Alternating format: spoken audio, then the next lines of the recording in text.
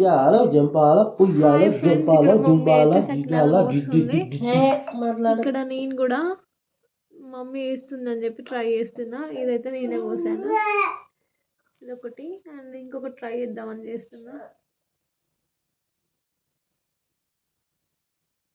సరిగ్గా రాకుంటే మళ్ళీ మమ్మీకి డబల్ పని అవుతుందని చెప్పి